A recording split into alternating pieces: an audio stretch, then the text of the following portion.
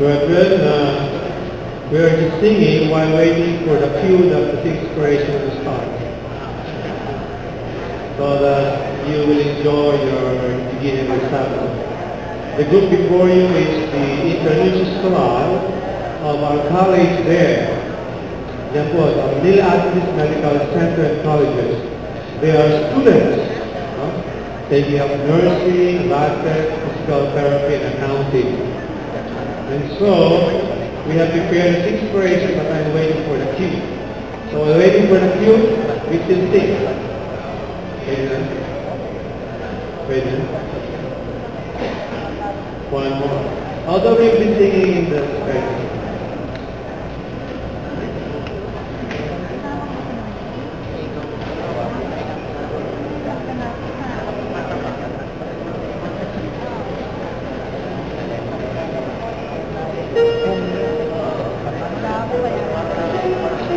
Hello, dyan muna.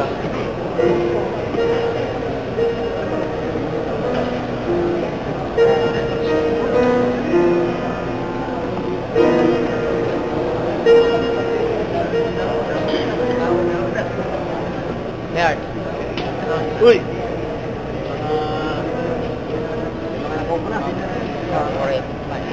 Doon tayo.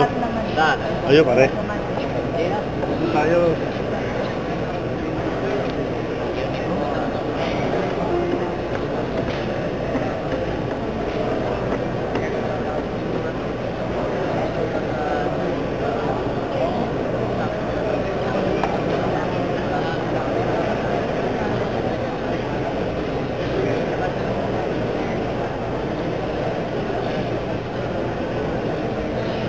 By the way, brethren, the International is a 2-year-old choir.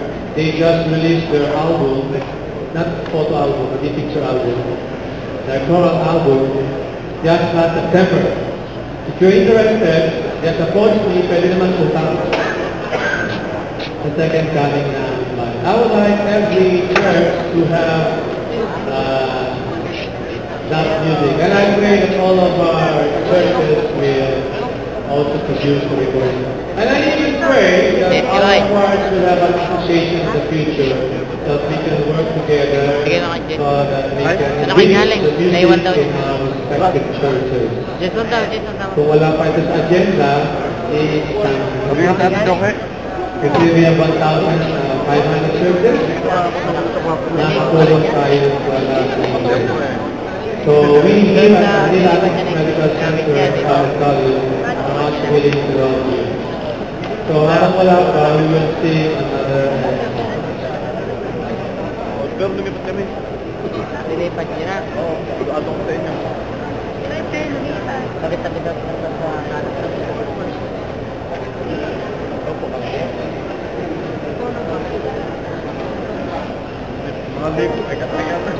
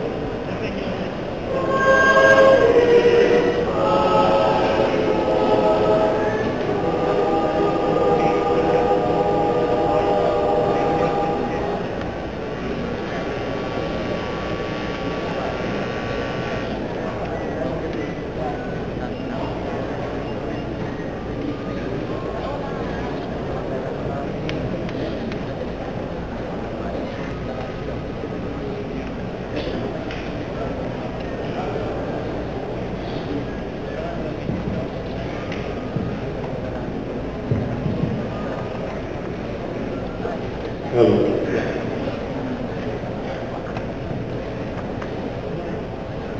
Happy Sabbath, brethren. Happy Sabbath! Mabuting Sabado sa inyong lahat. Mabuting Sabbath! Please greet one and happy Sabbath. Di mga kabinet po at talikod.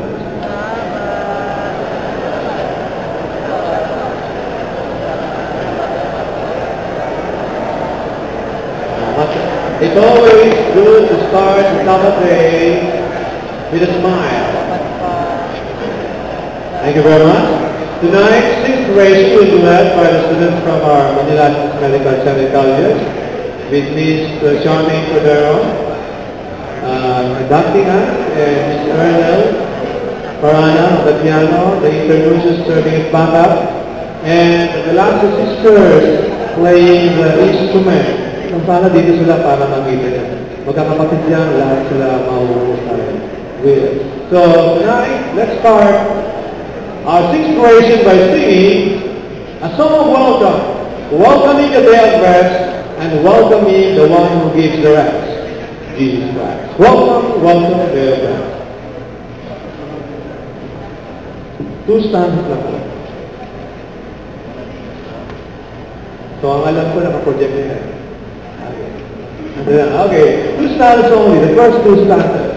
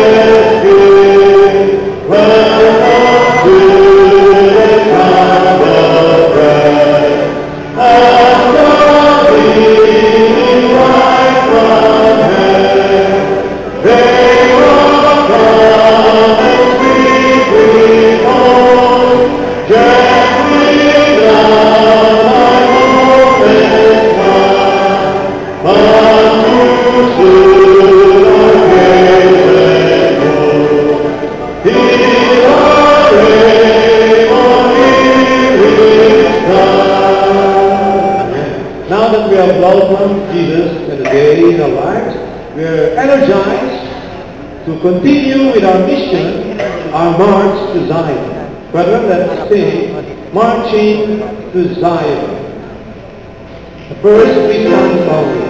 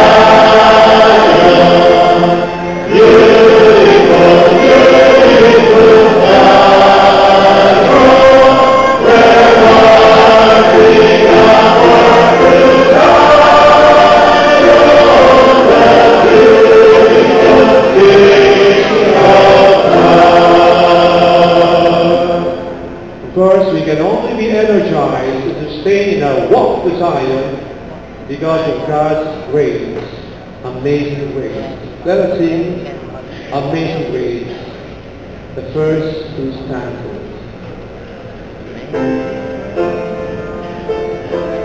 The going to sing is like a lullaby addressed directly to God, Jesus Christ.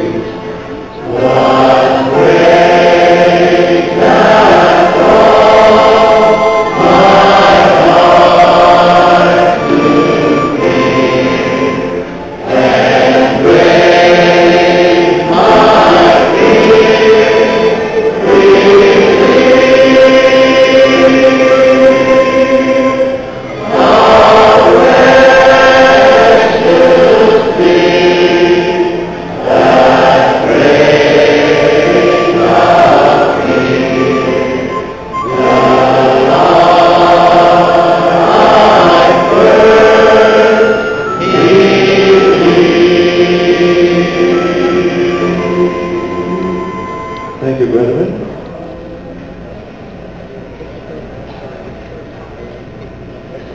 Let us now sing our autumn song.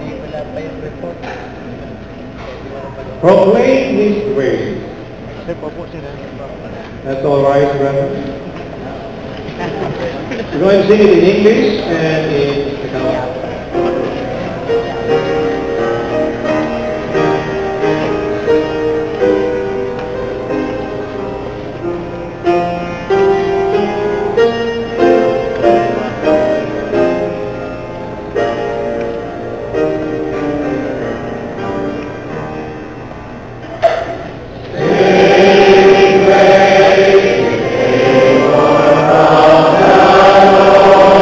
Lord,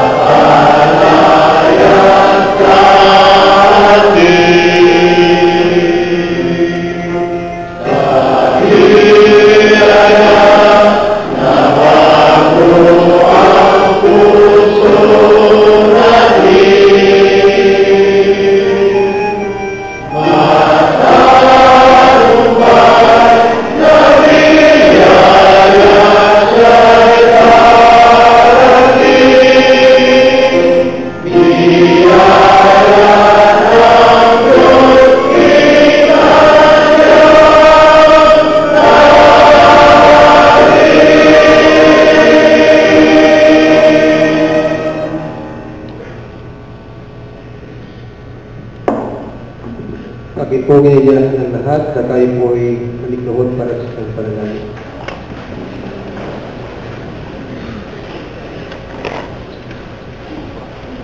Tayo po'y manalangin.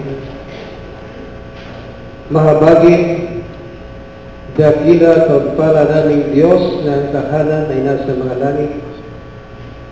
Sa sandaling ito, narito yung bayan kami po'y nalikluhod.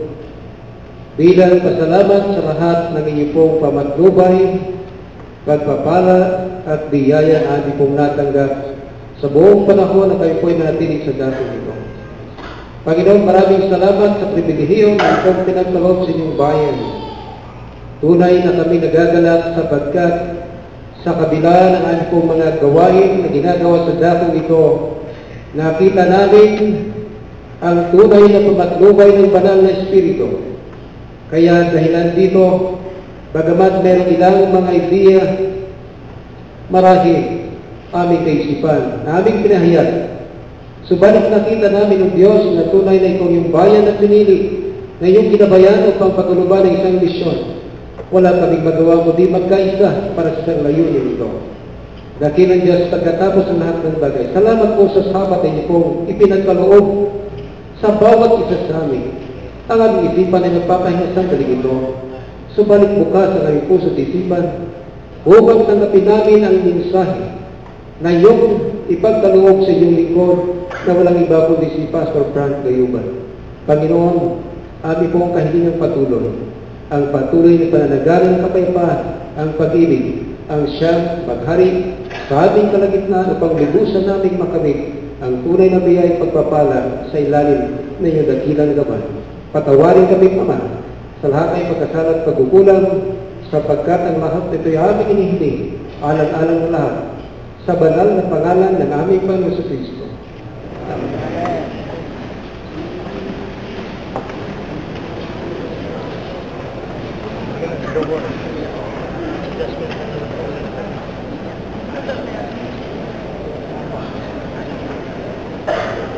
Maraming salamat sa Panginoon sapagkat muli na naman pong dumating ang araw ng Sabat. Kung hindi dahilan sa Sabat na ito ay marahil hanggang ngayon po tayo ay patuloy pa rin po sa ating pong talakayan. Yung iba ay masakit na ang kanilang mga ulo, yung iba naman ay kinakamot na ang kanilang mga batok. Pero ngayon nakikita ko po ay lahat kayo ay nakatunghay dito sa harapan. Isang pagpapatunay ng Diyos ay mabuti sapagkat pinagkaluban tayo ng araw ng Sabat upang ipagpahinga natin sa lahat ng ating pong magawain. Amen? Amen. Thank you very much. Pagpauman po nyo, yung pong nanalangin at ako ay hindi po ang halal ng nominating committee. Kasi po nakalagay sa program, ang mga magsisiganap ngayong gabi ay yung mga newly elected officers. Hindi po kami yun. At sa pagkakataong ito ay nais ko pong kilalanin ang mga naging bahagi po o nagsiganap ng iba't ibang bahagi at magsisiganap pa ng ating programa ngayong gabi. Ang siyang namuna po sa ating pong pag-awitan ay si Sister Charmaine Cordero at ang kanila pong director si Pastor Glenn Lagabon na sinaliwan po ng piano ni Erniel Maranan. Thank you very much po sa inyo pong paglilingkod. At ang siyang naglapit sa atin sa panan ng ating Panginoon sa pamagitan po ng panalangin ay pinagkaloob po ng pastor ng Cavite, Central Cavite 2, si Pastor Albert Soltero. At sa gabing ito tayo po muli ay mapalad sapagkat ang ating Panginoon ay meron pong inilaan at inihandang isang lalaki na siya pong maglilingkod sa atin sa pamagitan ng pag-aaral o panguna sa atin sa pag-aaral ng salita ng Diyos. Ang aking pong binabanggit na siya mauna sa atin sa pag-aaral ng salita ng Diyos ay isang lalaki ng Panginoon na kung ang pag-usapan ay pagpapatupad ng prinsipyo ay siya ang aking nakilala pagdating sa mga bagay nito. Siya rin po ay isang lalaki na kung saan ay ang Biblia ang siyang pinaka-pundasyon at batayan ng lahat ng kanyang prinsipyo sa buhay. Sa kasalukuyan, siya po ang tumatayong Executive Secretary ng North Philippine Union Conference at ang aking pong binabanggit na siyang manggagawa ng ating Panginoon ay walang iba kundi si Pastor Francisco Gayoman. Pero bago po natin tuluyan siyang mapakinggan sa kanyang pong mensaheng inihanda para sa atin, ay atin pong pakinggan ang inihandang awit papuri sa Panginoon ng grupo po ng Internancious Quran ng Manila Adventist Medical Center sa pamumuno po ni Pastor Glenn Lagabona. Ang programa po ay magaganap sa ayon po sa aking pong pagkabanggit. Maraming salamat.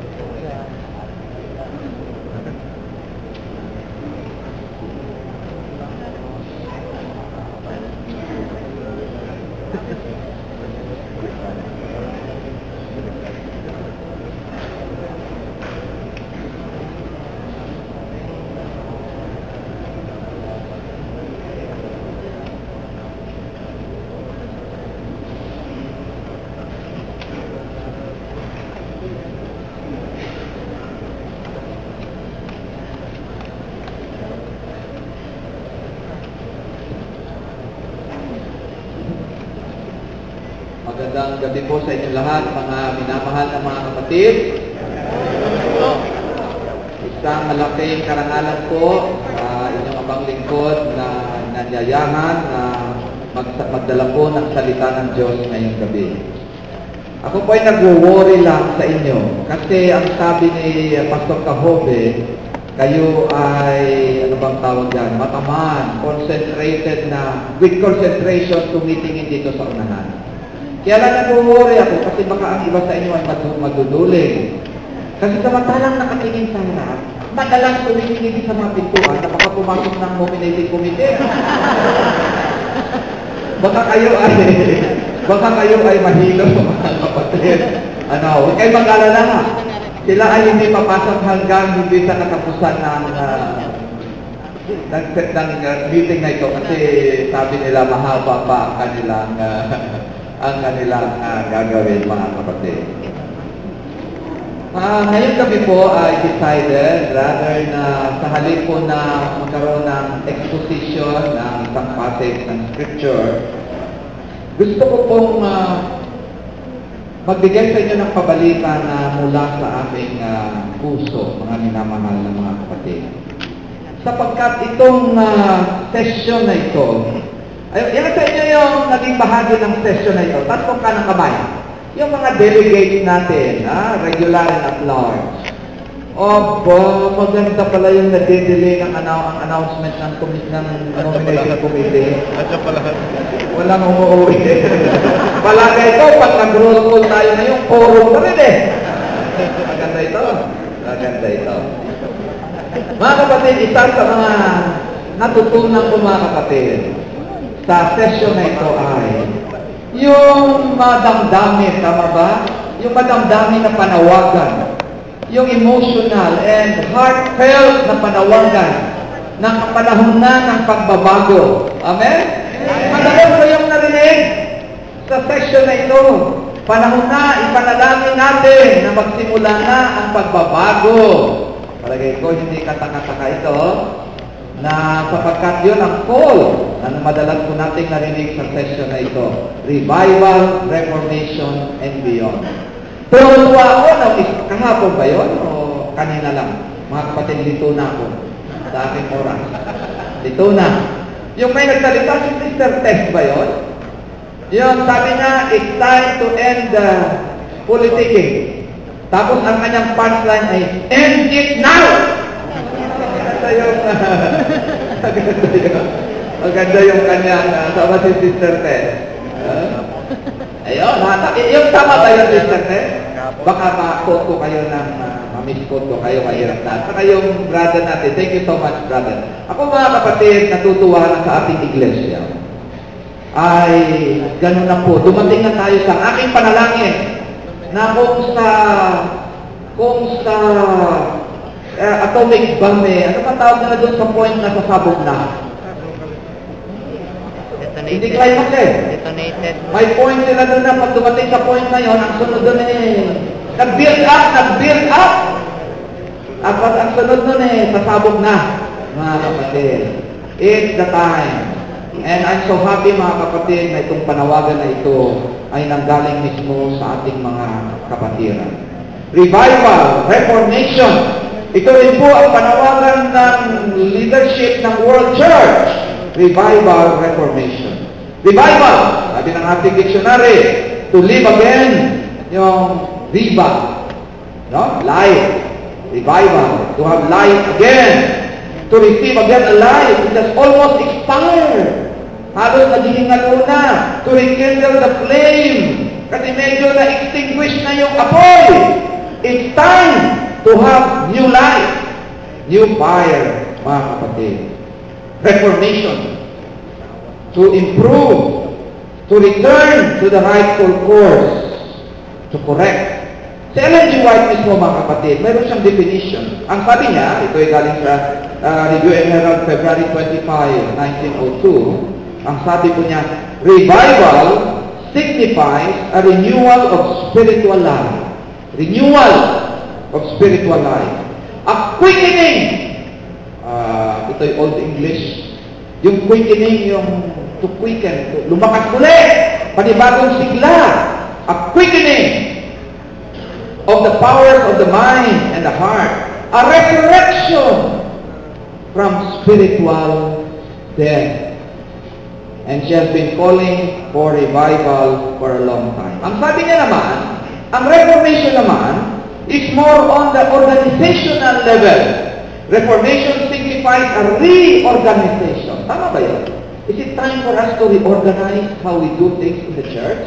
Yung mga structures natin, yung mga budgets natin, to realign it, is it time? Ang sabi niya, Reformation signifies a reorganization, a change in ideas. Do we need a change in how we look at things and view it? Alam niyo, may mga theories tayo on how things work and what should be done, what should not be done. Is it time to change our theories? Is it, and sabi niya, Reformation also means a change in habits and practices. Mga kapatid, ang tanong, narinig natin yung sigaw, let's change! End it now! Ang tanong, paano po? How do we do it? Do we need to have a vote? Do we need to allocate a budget? Do we need to put placards, write placards, and line up in front of the union office? Tapos anong sisigaw natin? End it now, end it now. Tama na, sobra na, palitan na. Ganun bang ating... do we need to wear yellow? What do we need to do? To signify that it is time for change. It's time for revival. It's time for reformation. Mga kapatid, sa aking konting karanasan, observation mga kapatid, especially as when I was teaching in Ayas, na-expose po ako sa iba't ibang mga pananaw tungkol sa reformation and how to bring about change. Nakisalamuha po ako sa iba't ibang mga masasabi natin spectrum of understanding how to bring about change in the church. Mayroong mga naniniwala sa gradual change in this church, karamihan ganon. At ang tingin ng mga ibang protestante sa atin ay masyado tayong passive.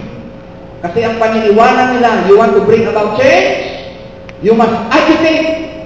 Kailangan you must agitate. You must plan for it. You must be an active advocate. Hindi pwedeng upo lang sa isang corner at manalangin for change.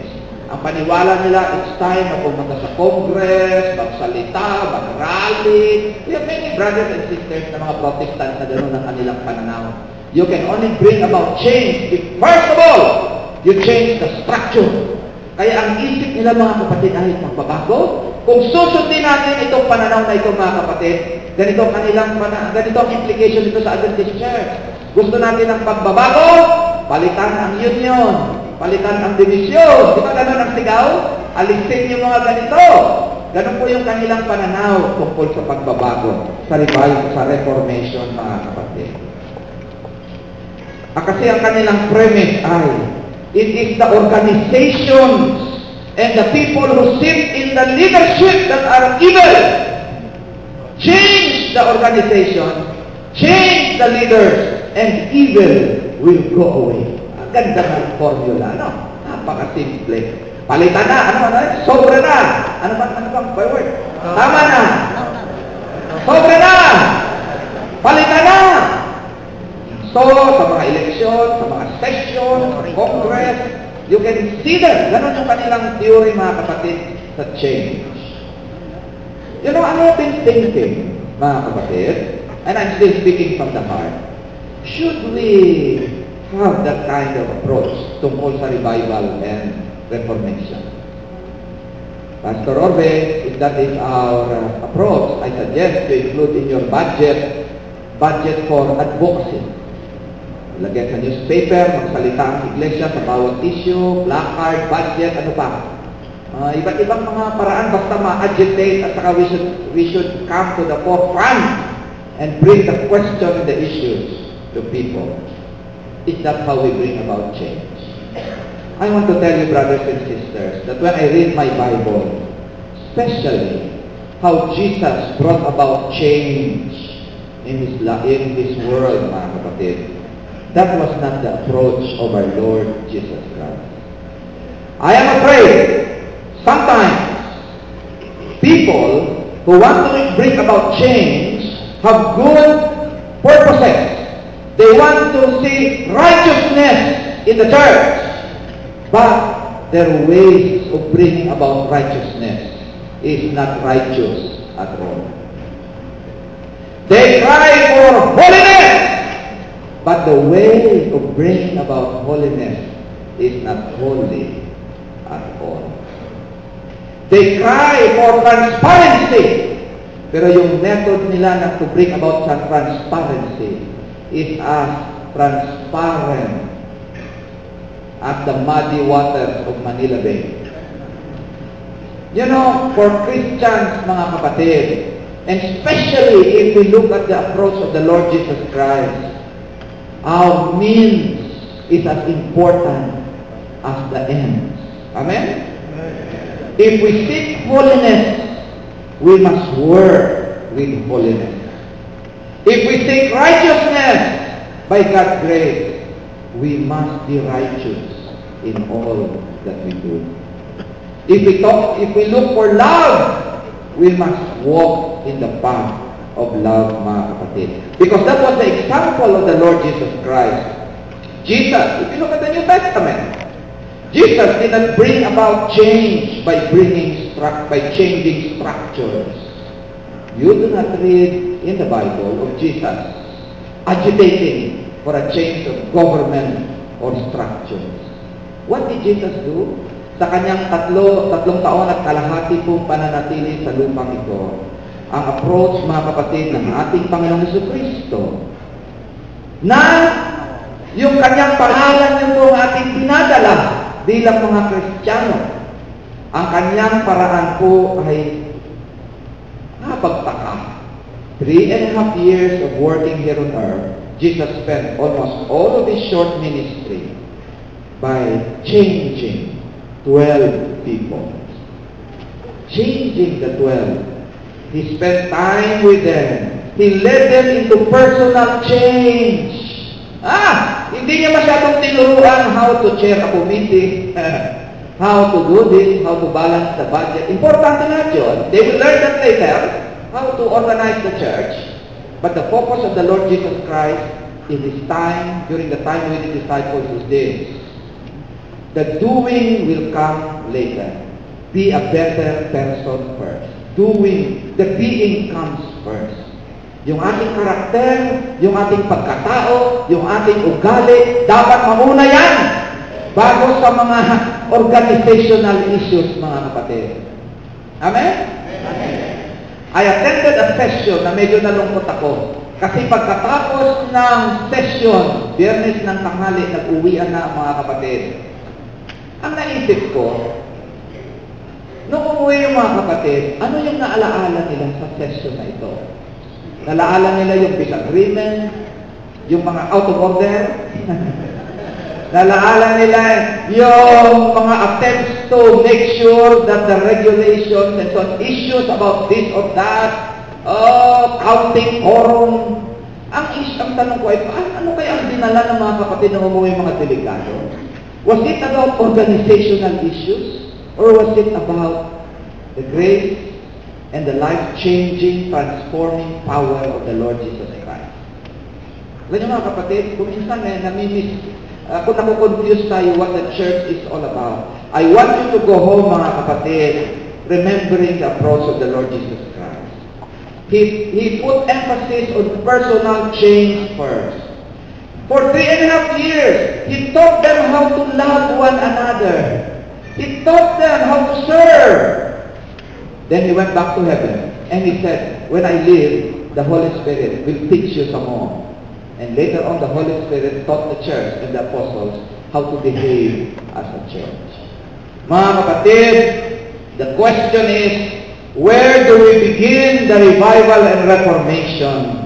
If we find an answer, base po sa Biblia, there's only one answer. And the answer is obvious.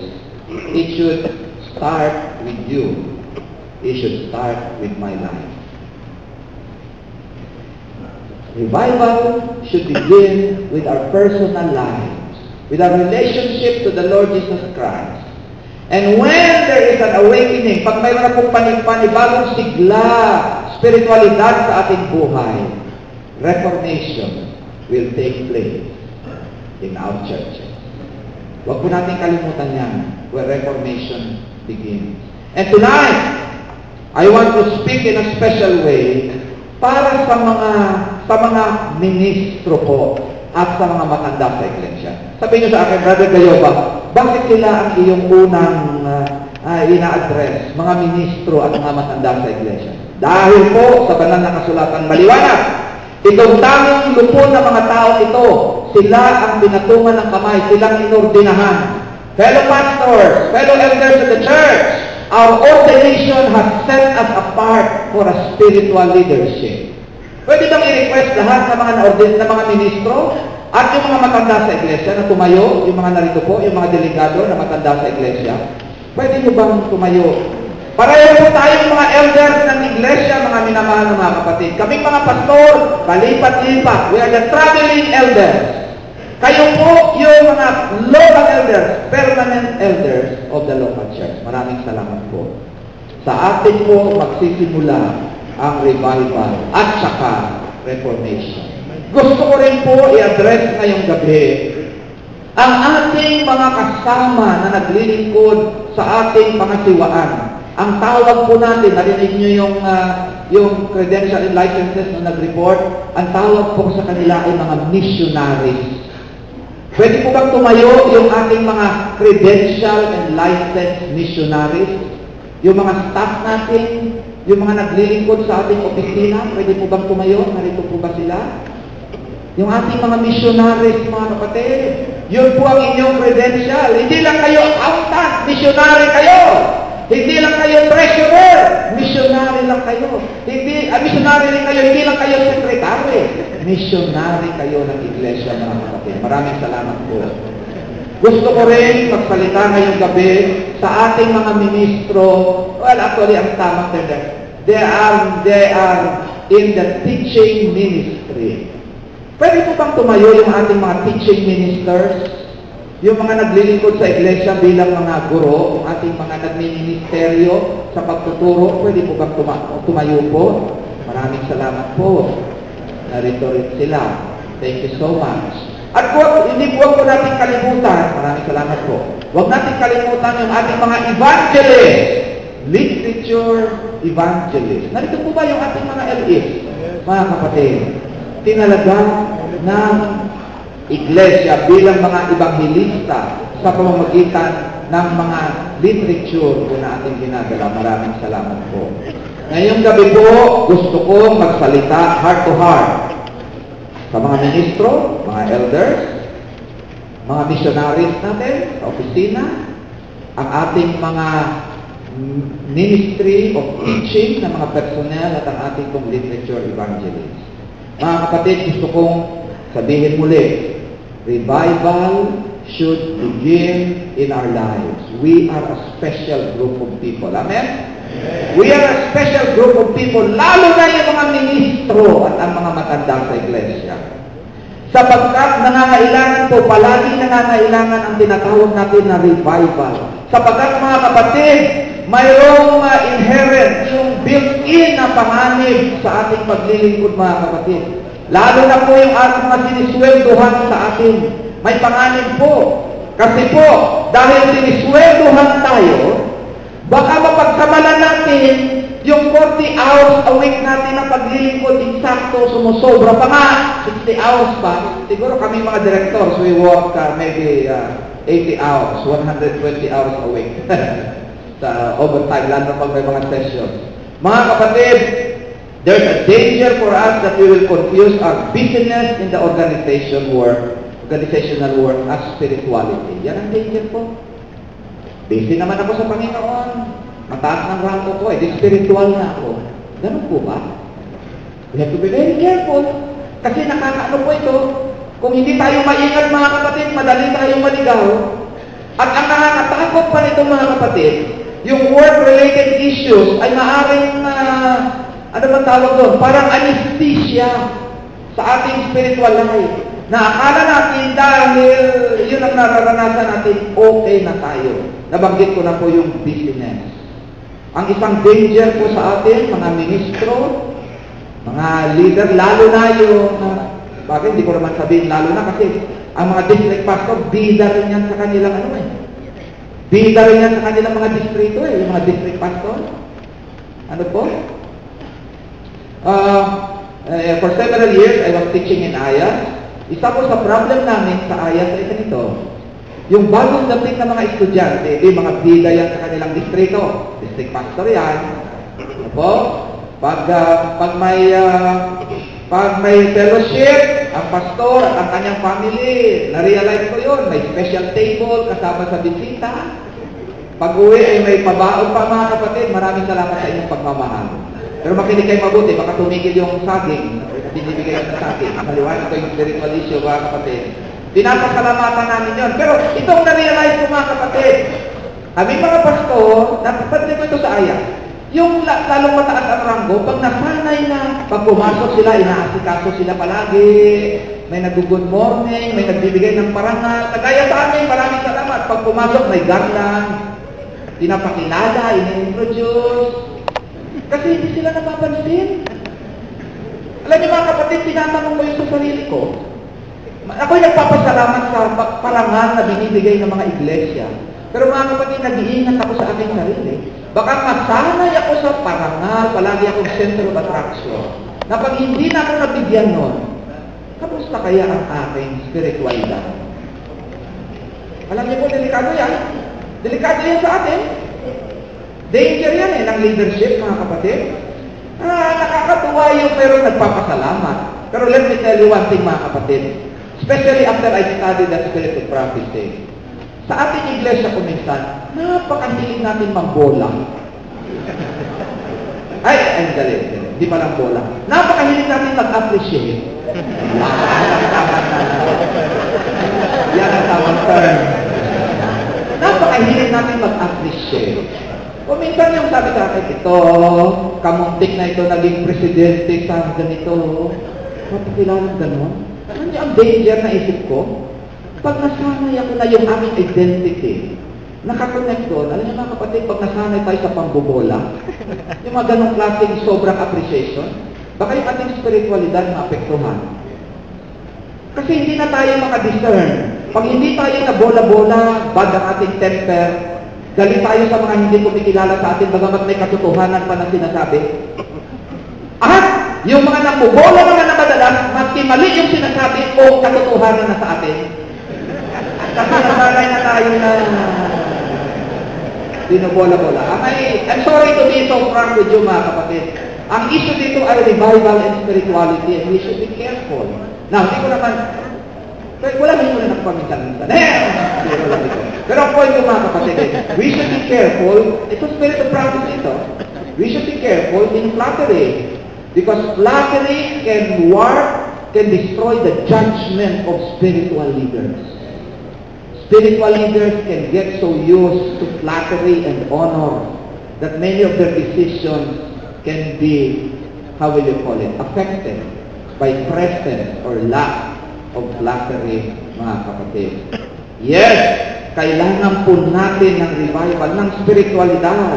Mga kapatid, revival must come first in the midst of leadership. Sa ating mga pastor, sa ating mga elders, sa ating mga teachers, sa ating mga LEs, sa ating mga misyonero na nagtatrabaho sa mga opisina, revival must come to us first. And it must come through the power of the Holy Spirit. Ito yung binanggit ni Pastor Manyan kahapon. A revival and reformation must take place under the ministration of the Holy Spirit. Reformation will not bring forth the good fruit of righteousness unless it is connected with the revival of the Spirit. Kailangan po magbabago muna tayo. Revival and reformation are to do their appointed work. And in this work, they must blend. Revival begins in our personal lives and it blends and transforms itself into reformation. Mga kapatid, pinapalaala sa atin ang spirit of prophecy na ang pagbabago dapat magsimula sa ating buhay. Mga kapatid, ngayong gabi, ako'y nananawagan, lalo na sa mga pastor, sa mga elders, sa mga misyonero, sa mga teachers, sa mga elders. Let us have a revival in our spirituality, mga kapatid. Let us begin the revival in spirituality. Do not worry about the organization first. The Lord will take care of the church. Let us begin the revival in our hearts. Mga kapatid, yung tunay na spiritualidad, yung panibagong sigla sa ating relasyon sa ating Panginoong Hesukristo. Alam niyo, itong revival na ito, mga kapatid, itong spiritualidad, may iba't ibang aspeto po ito, may iba't ibang components po ng buhay. It begins with our relationship with the Lord Jesus Christ. Loving God completely. Alam niyo, tinatanong ko sa aking sarili, kuminsan, ano kaya kung hindi ako nagpastor? Kagaya sa inyong mga elders. Ano kaya kung hindi ako nagpastor? Ang ambisyon ng tatay ko maging abogado ako. Ang ambisyon naman ng kamag-anak ng nanay ko ay maging doktor ako. Nagdoktor ako at pag may session, minsan abogado din ako. Mga kapatid, iniisip ko sa aking sarili, ano kaya kung hindi ako naging pastor? Na wala akong sweldo sa iglesia. Yung aking pasanin kaya natapusin ang gawain, na magsakripisyo para sa Panginoon, ay naroon pa rin. Ang aking paglilingkod kaya ay nagmumula, bumubukal sa aking pag-ibig sa Diyos, o yung aking paglilingkod ay connected lang dahil may posisyon ako o may sweldo ako mula sa iglesia. Mahirap sagutin yun, kasi ngayon may sweldo ako. Ang dalangin ko lang, pag dumating yung panahon na talagang marireveal kung ano yung aking nagkapuso, ang aking dalangin sa Panginoon na sana po, ang aking pag-ibig sa Kanya ay tapat. Mahirap magsalita ng tapos. Sabi ko sa inyo, I do not claim to be an example here of dedication. I'm sorry. I learned about it one day. Sinikwento ko sa inyo, akala ko tapat na ako sa Panginoon. Then, galing sa TLC, lumipat ako sa Ayat. Nung lumalis ako sa TLC, kapapalit pa lang ng from unpackaged to package. So, ang TLC package na, pero yung rate ko, hindi pa nila napalitan sa package. So, nung pumunta ako ng Ayat, tinanong ng treasurer, kayo ba ay package deal na? Package na po. Hindi ko na alam. Yung pala, kinopya lang nila yung rate ko galing sa TLC. Nung umalis ako sa TLC, bagamat package na sila, yung rate ay hindi pa nabago, unpackaged pa rin. Naku, ilang taon, sacrifice.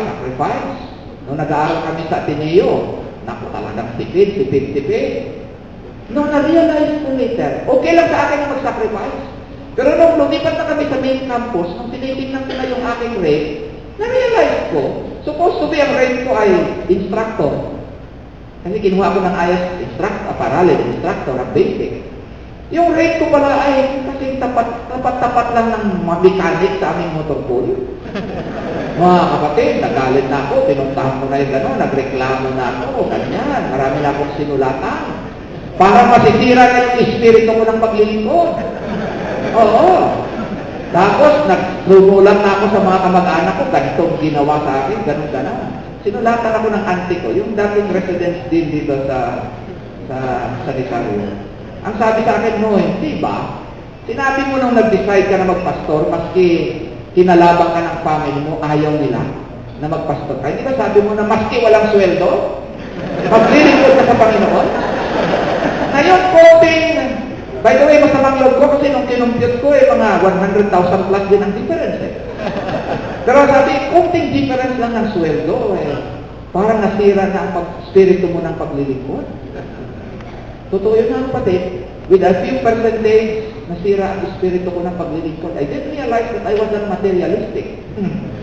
Mga kapatid. Alam niyo, ngayon election time, kinukondisyon ko na kayo. Ngayon election time mga kapatid, hindi ko alam kung anong mangyayari sa nominating committee.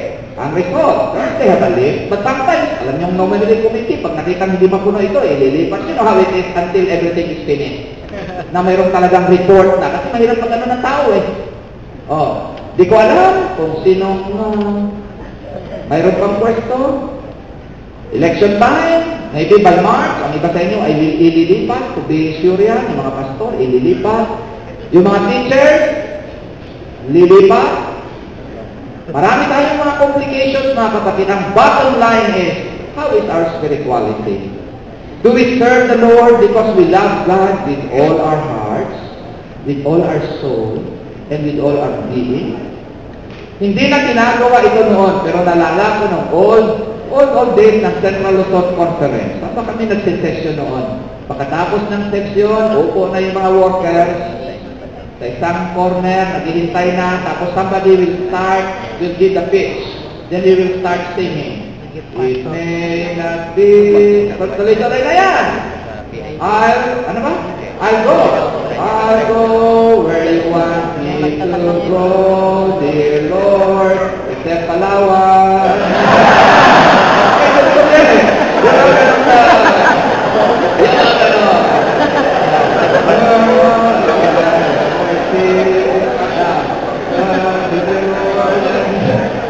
I'll go where you want me to go, except Aurora. Ngayon, nakasasasasasas, meron ng bagong nadugtong eh. Except Palanan. Alam niyo, tayo mga manggagawa, we expect to be moved. I will not be here forever. I'll not be here forever. When the election time comes, whenever the Lord wants us, the question is, what is the wellspring of our spirituality? Yung ating pananaw, mga kapatid, sa buhay na ito, is it biblical? Bahagi po yan ng spiritualidad. Yung spiritual disciplines, mga kapatid, spiritual disciplines, are we continually feeding our spiritual life with the disciplines needed to grow? Prayer, meditation, study, solitude, at huwag niyong kalimutan, malaking bahagi ito ng pagmamahal sa Panginoon kasi kung pinapractice natin ito, madali magmahal. I'm talking about the simplicity of life that should characterize God's workers. I never realized how many things can be affected until we move. For many years, we stayed in Ayas. Magandang bahay namin doon, my children like the environment, nakakalaro sila na nakayapak lang, they go around, the school is just there. Then the union asked us to move. Tinignan ko, saan ba kaming bahay assign? Diyan, no? At that time, yung bahay na yan tumutulog. Mayroon kaming zoo. May mga, in Ayas, the environment is there. Then we have so many things. Several years, nag-accumulate. Nowadays, mga pastors, pag hindi ka lumilipat, hindi mo na-realize na mga pastor pala, maraming gamit, pagkabat galing lang yan sa ukay-ukay, marami pa rin. Marami pa rin. Mga kapatid, daming kahon, daming gamit, lilipat. So isipin mo, pag lumipat kami, saan yan ilalagay? Yung mga libro ko, nagpagawa ko ng bookshelf. Yung aming bed, pinakikutan ko kasi hindi magkasya sa bedroom. Alam niyo, ang daming mga ganyan eh. And then you say, ayun na yana, hindi na yata magandang lumipat. When our life becomes complex and become less and less simple, it's hard to love the Lord fully and follow where we are and go where we are stand. Pag nagiging complex ang buhay natin, mga kapatid, napakahirap umibig ng tunay. Kayong mga nag-aasawa o mag-aasawa, alam nyo yan, pag simple lang ang buhay ng tao, pwede magpakasal. Pero pag magara ng buhay ng tao napakahirap magpakasal. Daming inahanda, ang dami may giveaway, ang daming, it's getting complex and complex. It's hard to love truly. Mga kapatid, pag ang buhay natin ay complex. Yes, simple living, mga kapatid. So on and so forth. Ngayong gabi, gusto kong bigyan muli kayo ng hamon, mga kapatid. When we go back to our homes, mga kapwa kong manggagawa at naglilingkod, kasama na rito yung mga miyembro sa iglesia. Makinig lang muna kayo. Kasama na kayo dito. Ang challenge ko, mga kapatid, is let us allow the Holy Spirit to begin the revival in our hearts. Yung tunay na spiritualidad, mga kapatid. At ang ating personal na kaugnayan sa Panginoon, ito ay, masasabi, it will spill over. Ito ay aapaw at dadaloy, pupunta doon sa ating kaugnayan sa isa't isa. Walang kabuluhan na pilitin natin itong relationship pag hindi maganda yung ating puso. If there's a change in our heart, that revival in our personal lives will still and transform our relationship with others. And if there's revival in our hearts, we will learn how to work together in the church with respect and love. Ito mga kapatid ang madalas kong pinapanalangin. I confess to you. Kasi bigyan ko kayo ng sikreto. I'm sure that if I move this, put it into motion, my wife will immediately give a second motion. Matigas ang ulo ko mga kapatid. Hindi lang literally, kundi emotionally. Ang ugali ko, matigas ang ulo. Maybe that's what makes leaders, yung kanilang set of mind. Pero ang point ko mga kapatid ganito, ang dinadalanan ko sa Panginoon, na pag may idea sa floor, I'm always asking the Lord, Lord, please help me to be humble. Hindi lang naman ako ang may banal na espiritu. Kasi kung minsan ang tendency natin pag nagdiskusyon, ang tingin natin doon sa mga yung opposite sa view natin, akala natin na tayo tama, sila mali. Pag hindi tayo mag-ingat, tayo ang bida, sila kontrabida. Pag hindi tayo mag-ingat, yung mentality ba natin, whenever I sit into committees, I always ask the Lord, please Lord, teach me. So, tulungan mo ako na sundin ko yung sabi sa Bible na esteem others better than yourself. Kasi ang tendency talaga natin, lalo na yung mga nakapag-aral, yung mga may masters, at saka may doktor, kasi sinanay kami na to think, and when you think, you always think better than others. Yung tendency po yan eh. You follow what I'm saying? Tayo mga professional, tayong mga successful, many of you here are successful. Businessman, natataas ng rank nyo sa office, pag nagsalita sa church, tapos may kumakalampan sa iyo, mahirap yun. Mahirap yun. Ang tendency talaga natin, yung natural natin, yung makatao natin na pag-iisip, mali yan. And if we're not careful, we might think of the other people, yung iba ang hindi sila sang-ayon sa ating pinupropose na kalaban natin. I'm always praying that the Lord will teach me to listen, even to the people whose views are different from mine. Mga kapatid. That's also spirituality. Mayroon pa akong isang danger na palagi mong pinapanalangin sa aking sarili. Na-realize ko, at turo rin ito sa Bible, na maski yung kumakalaban sa atin, yung mga even rebuke us in public, sometimes, even though they do it the wrong way, sometimes they're also saying good things. Di ba? Bagamat kung minsan mali yung paraan nila sa pagsalita, minsan may sinasabi rin silang tama. Si Pastor Andoy ko minsan nagkamali eh. Nanisiyo ng Pastor Andoy, sa Visayan like me, medyo may grammar problem. Minsan nag-usap-usap kami, salit na sabi niya, tama ka rin. Sabi niya, may tama ka rin.